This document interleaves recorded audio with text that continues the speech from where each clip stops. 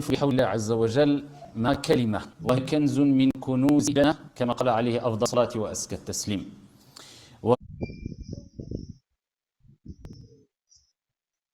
لا حول ولا قوة إلا بالله. Al-Hawqala. On va s'arrêter quelques instants rapidement, quelques minutes très brèves. Wabillahi tawfiq. Ici avec une parole. Une parole qui, comme le prophète alayhi salatu wassalam nous l'a dit, c'est un trésor parmi les trésors du paradis. On appelle cela Al-Hawqala. C'est le fait de dire La hawla wa la quwwata illa billah.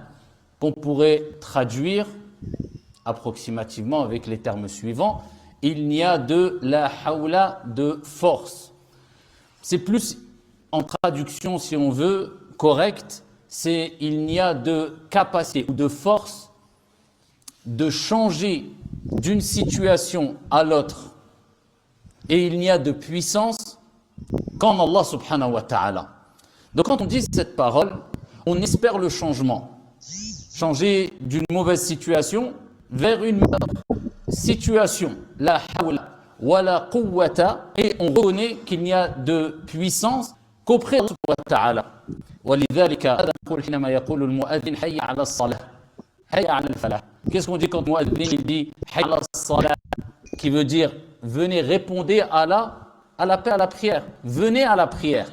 Venez au succès, à la réussite. حي على الفلاح.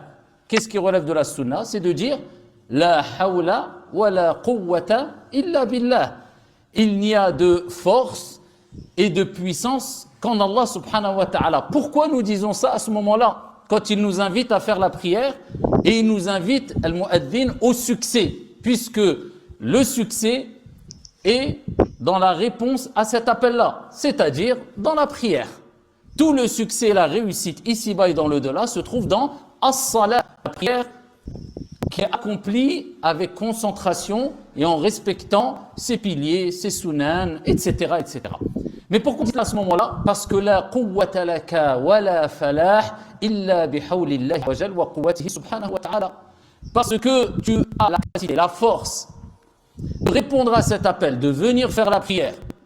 Et tu auras le succès que si Allah subhanahu wa ta'ala te donne la force et te donne la capacité de trouver ce succès et cette réussite-là. Donc c'est pour cela que nous disons La hawla wa la quwwata illa billah. C'est comme si nous disions Ya Allah, je ne peux répondre à cet appel.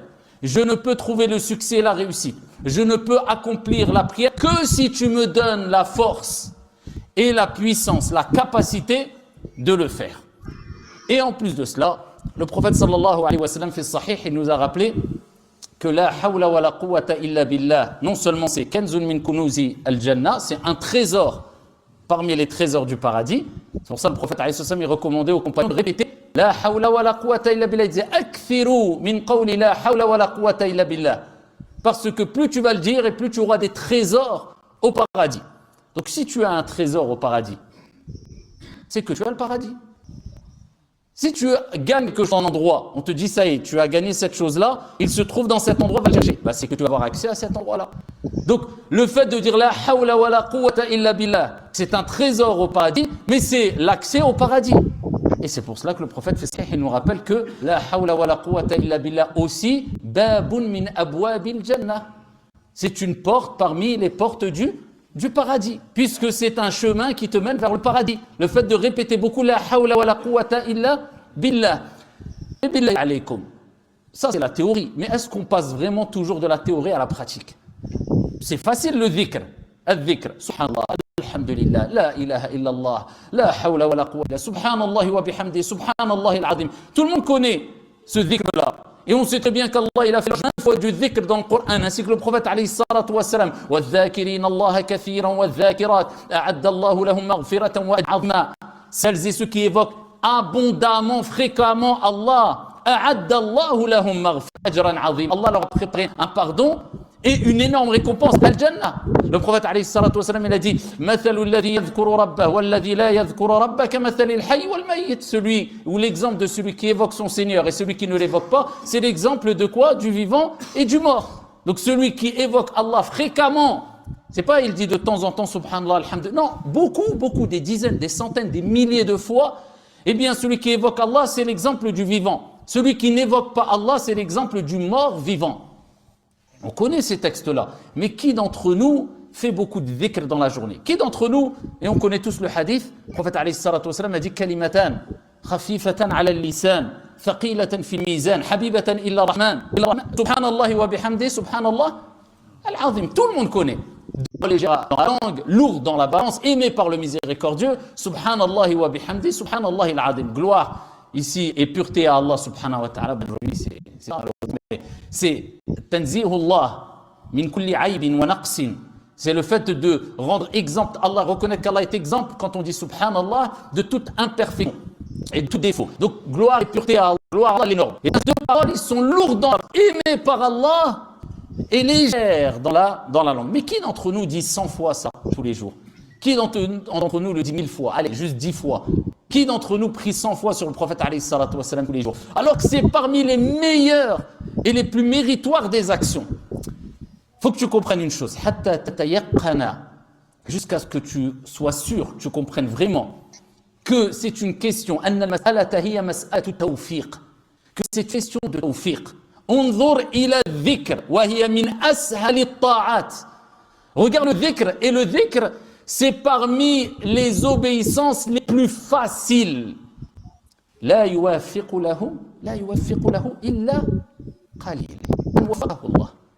Alors qu'avec là, le dhikr, c'est parmi les actes d'adoration les plus méritoires, les plus simples, les plus faciles.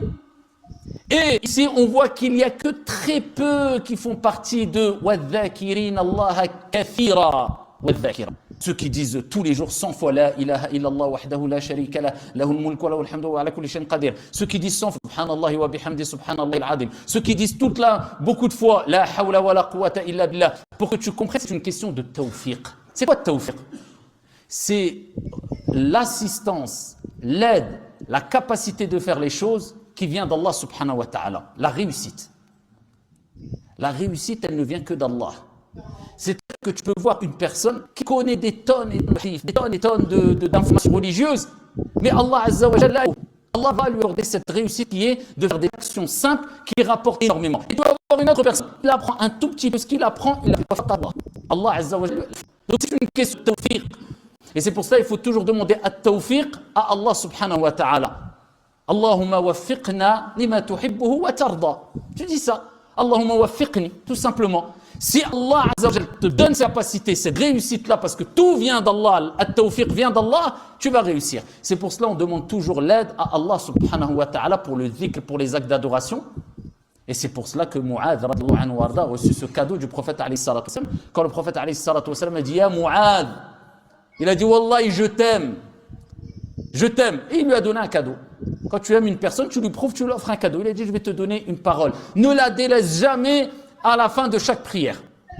Il lui a dit tu dis à chaque fois, chaque prière, c'est que c'est important. C'est qu'on a besoin de cela. Bien ça rejoint le tawfiq. L'aide auprès d'Allah pour avoir la réussite. Il lui dit après chaque prière, Allahumma a'inni ala dhikrika wa shukrika wa husni ibadatik. Et beaucoup de savants ont dit, il faut le dire juste avant le taslim. D'accord, quand vous finissez, fil alamina innaka hamidun majid, ce qui relève de la sunna, Allahumma inni a'udhu bika min adhabi jahannam wa min adhabi al-qabr wa min fitnati al-mahya wal mamat wa min sharri fitnati al-masih ad-dajjal. Comme vous le savez, et dites aussi, Allahumma a'inni ala dhikrika wa shukrika wa husni ibadatik. Oh Allah, assiste-moi, aide-moi à t'évoquer, à dhikr. Donc vous voyez que il vient d'Allah. Si tu ne peux pas l'évoquer, tu n'arriveras pas à l'évoquer. Donc tu dis Allahumma a'inni ala dhikrika, aide-moi à t'évoquer. Ala dhikra wa shukrika, à te remercier, à être reconnaissant. Wa husni ibadatik, et à t'adorer de la meilleure des manières. Et si tu le dis, pas qu'une fois ou deux fois, d'accord, c'est toutes les prières, après toutes les prières, à la fin de chaque prière, parce que le prophète a dit, à la fin de chaque prière, tu verras que ça va porter son effet au bout de 1, 2 jours, une semaine, 3 semaines, 1 mois, peu importe, mais ça va apporter son effet. Et tu verras que tu auras une facilité dans le dhikr, dans la reconnaissance, et la reconnaissance se fait à travers les actes d'adoration, comme vous le savez. Allah a dit, i'malu ala Daoud shukra, œuvrez ô vous familles de Daoud, à titre de reconnaissance. Donc Allah va te faciliter les actes d'adoration على ذكرك وشكرك وحسن عبادتك. Et Allah va te faciliter les actes d'adoration.